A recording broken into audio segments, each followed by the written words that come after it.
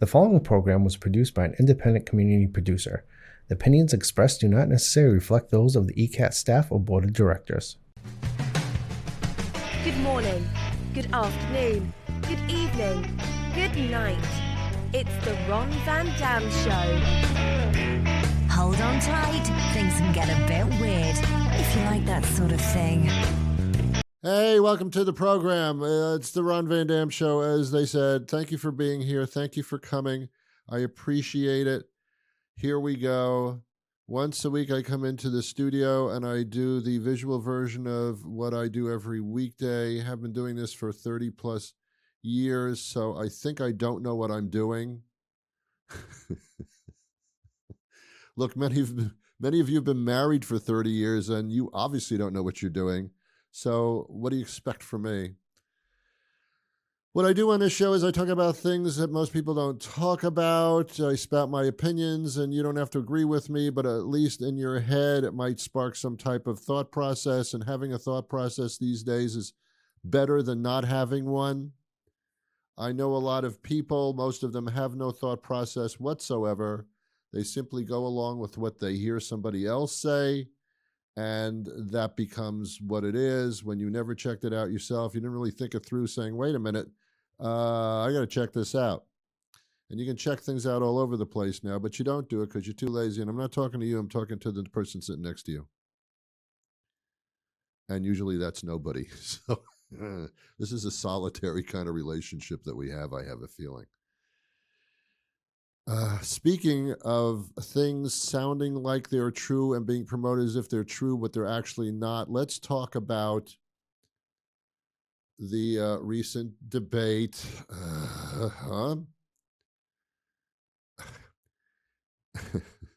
I literally can't watch that man anymore. I don't even care what his policies are. I just can't hear him speak anymore. It's just like, why didn't someone, how is this possible? What is he even doing there? At the debate, it came up that Donald Trump heard something on television, or somebody told them that they saw something on television where the town of Springfield, Ohio, immigrant Haitians break into your house, steal your pets, and eat them. And then he got into what all the immigrants are criminals and they're all horrible people, and the Haitian ones will eat your pets. They will break into your home and eat your pets. It started out as cats, and then it kind of morphed into dogs. And as he spouted out about this and obviously got so excitingly weird about it, I said to myself, someone has got to say, stop this. Just stop it now. And the reason he brought this up originally was because someone told him that they saw this on TV. That's all. That's all. During the debate, they checked the facts of this, and the moderator said, we checked with the town clerk, the town manager. In the town of Springfield, Ohio, as you claim, there are no reports of any of this whatsoever. And Donald said, well, there was a 911 call, and he heard, someone told him that they saw this on television, and no. You see, someone can say something like this and make it up, and if you tell Donald Trump this, he'll consider it the truth and report it as the truth. And even his vice presidential running mate, J.D. Vance, whose nose is probably not the same color it was before, if you know what I mean, he doubles down on this. It's a double down world with them.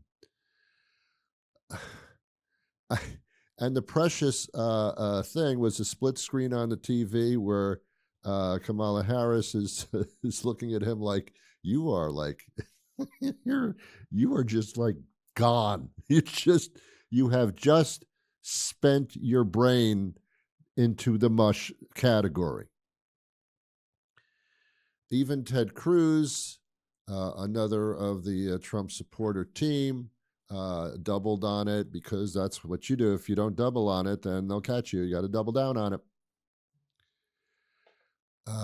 It's amazing. Now, is it true? Well, someone told me that they got word that Amish people are eating horses directly out of stables. They steal your horse and they eat it over a week's time as leftovers because there's a lot of horse to eat. And people are very upset that these Amish immigrants are actually stealing horses right out of the stable. That's ridiculous. That didn't happen. I just made that up.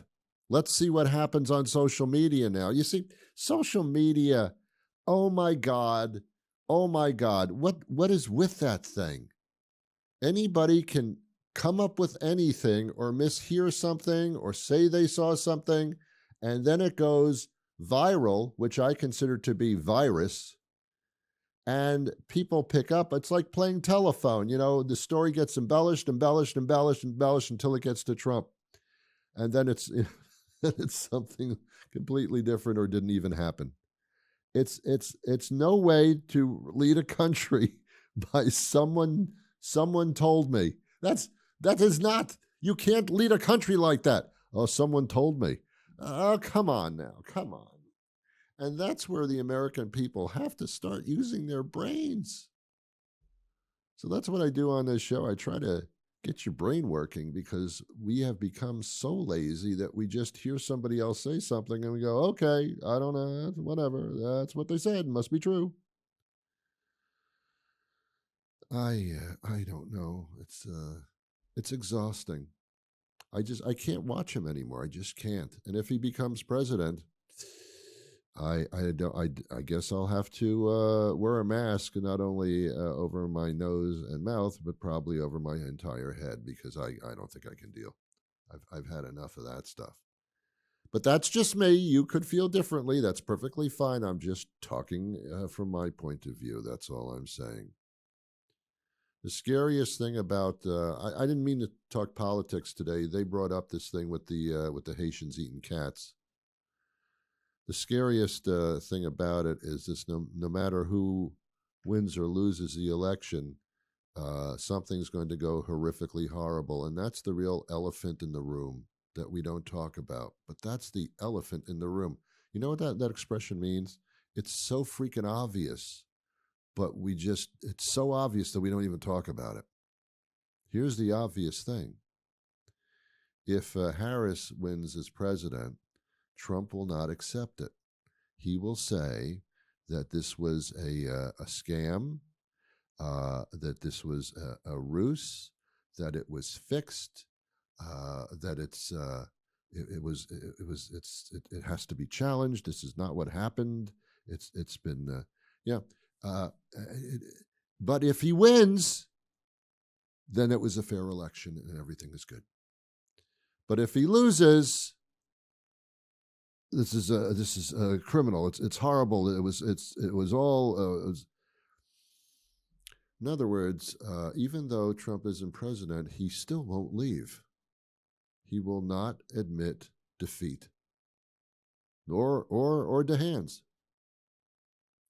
And that's the scary part, because after the election is over and whoever wins is announced, it will not be the end of it. It will not. It might be the start of something horrible. And I don't mean to be pessimistic. I'm just telling you that there's an elephant in the room, and that's that the election must be fair. But if Trump loses, all of a sudden, it won't be fair. I believe he already has plans to challenge whatever the results are if he loses. If he wins, well, that was a fair, good election.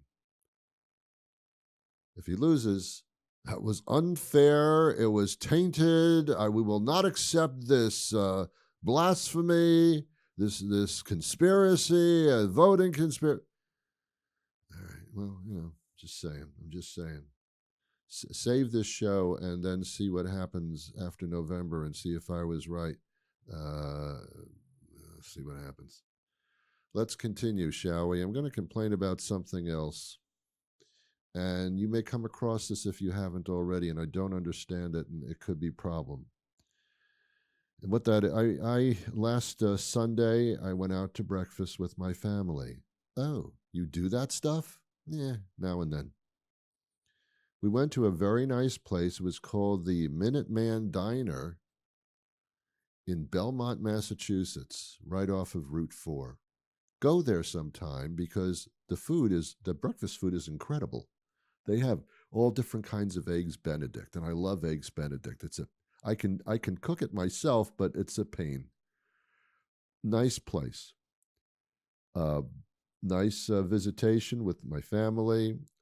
When it's over, of course, guess who gets the bill? Hello. And I look at it, and toward the bottom, just before the regular tax, there is a line item that says kitchen appreciation fee. What? I didn't order one of those. That's not a pancake, is it?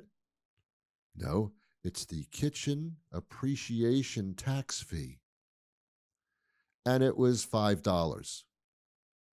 It was a percentage of the total bill. They also charge you on the bill as a line item, a gratuity that goes to the kitchen help. I never heard of this before. And I turned to one of my family members and I said, "Did you ever hear of this before?" Because I had never heard of this before. They said, "Yeah, it's kind of new.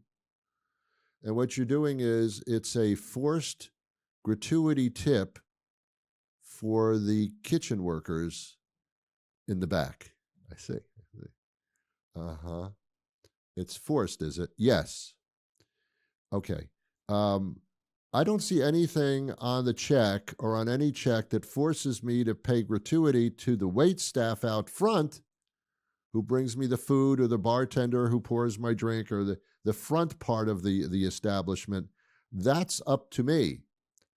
But it's not up to me what I'm supposed to tip the kitchen staff.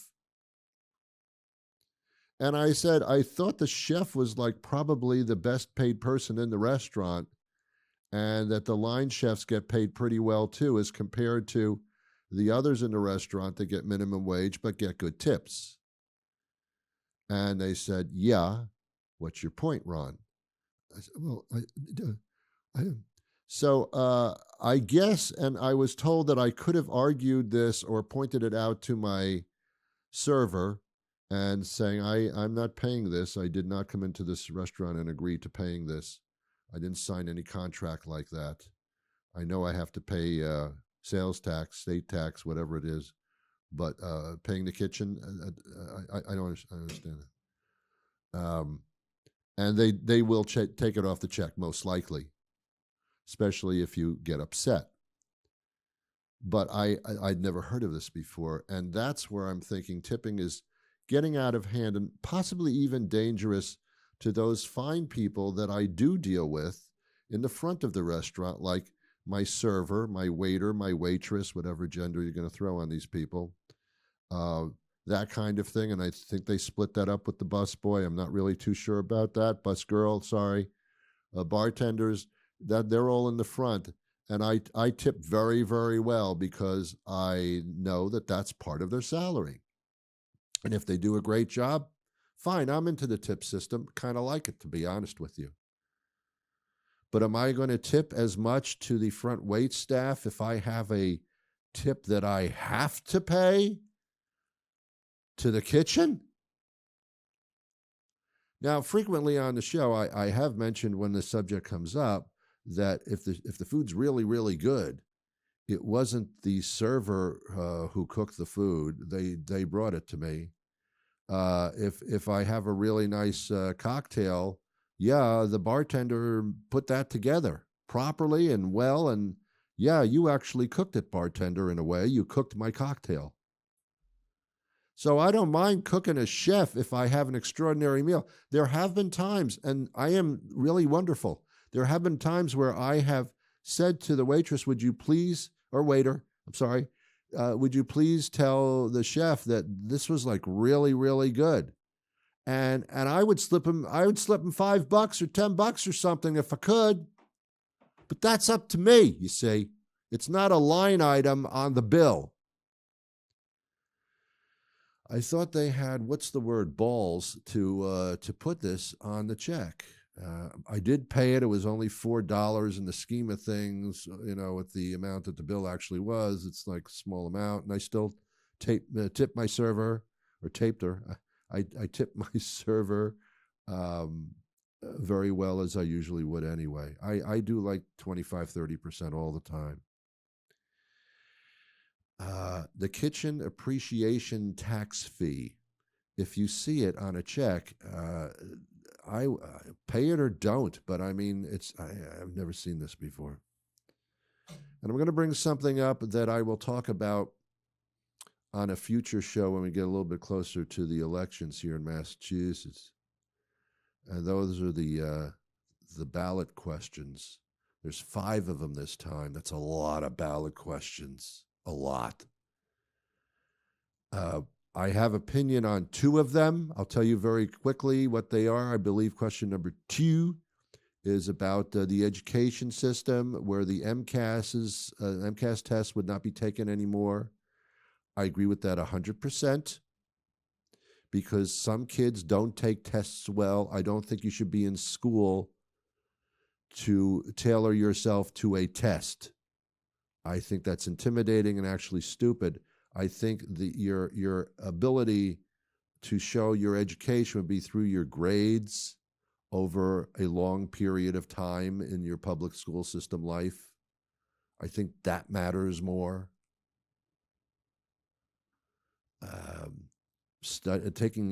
Going to school in order to learn how to, what questions might be on this test is absolutely ridiculous.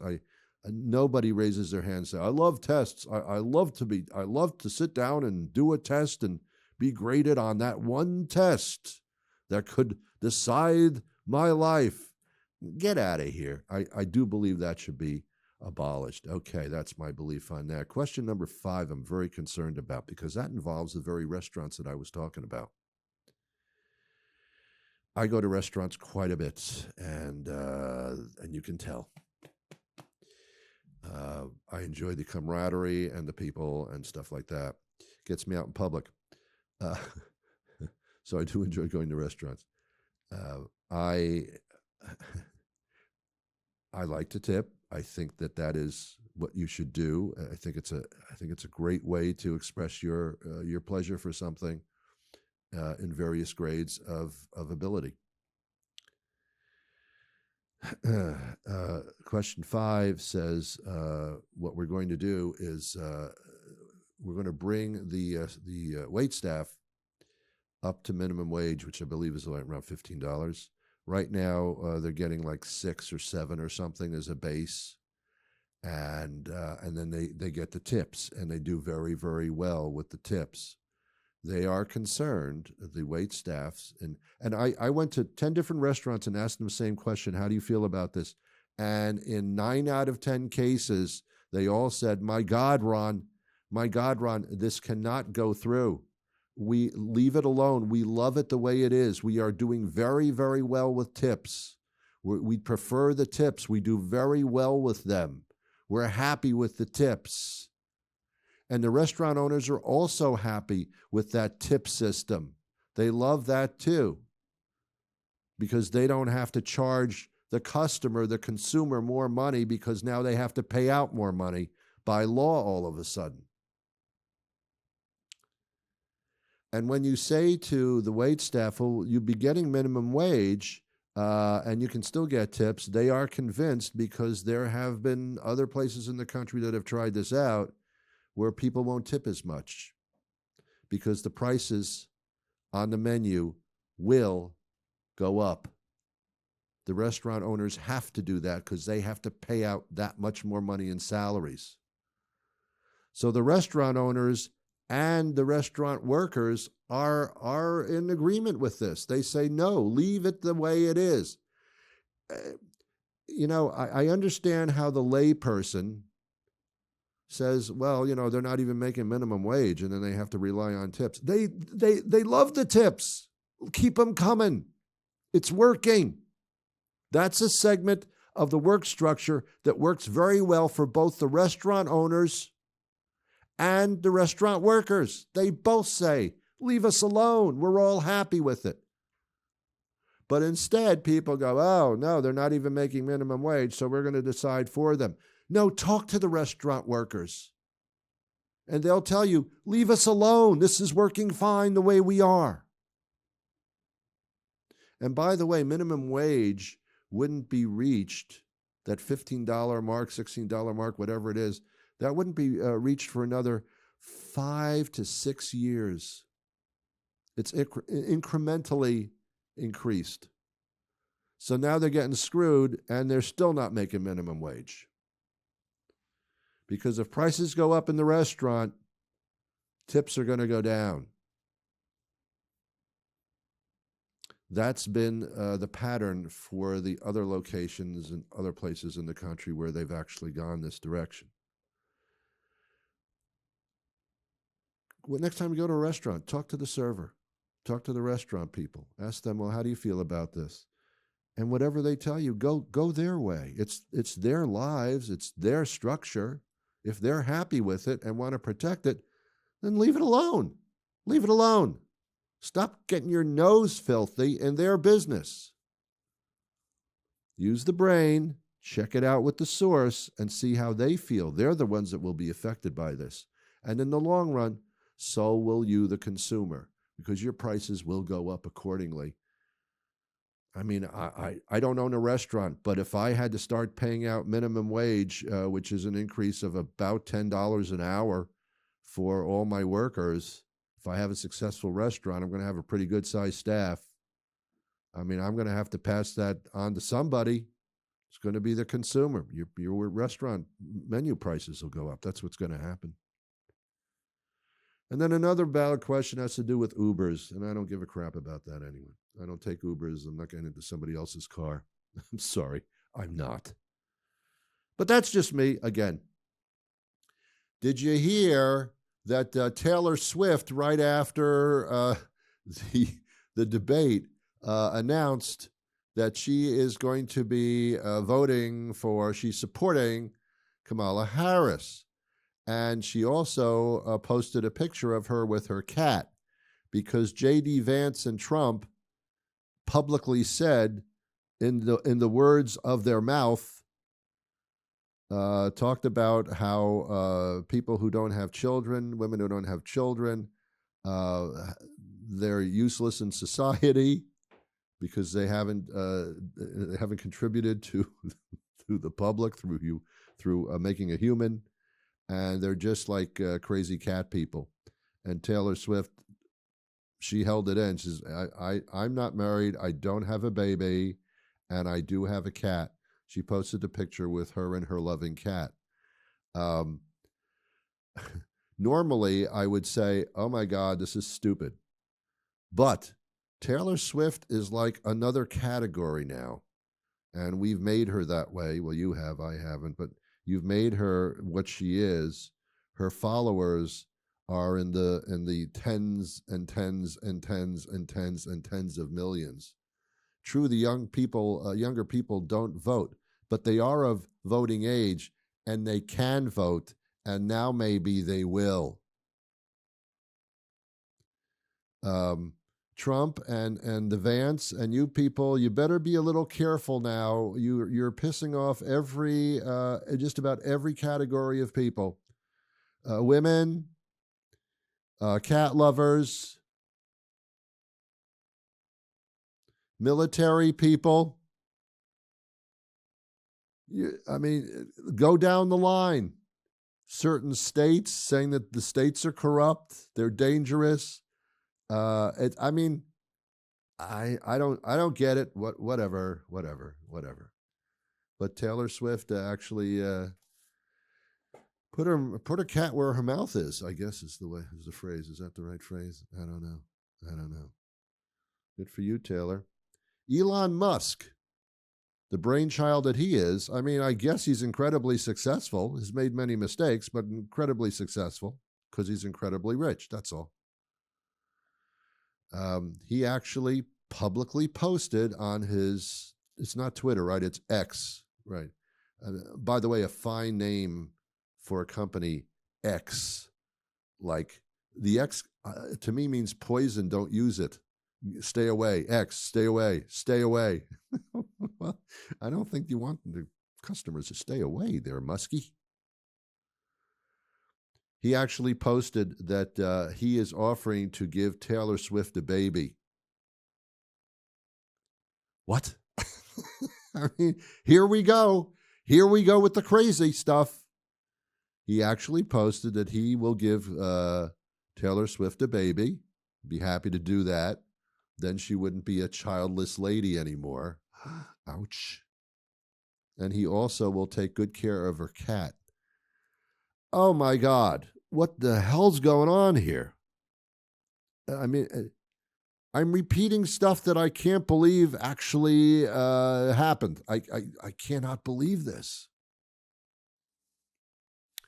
Well, fortunately, I'm almost out of time.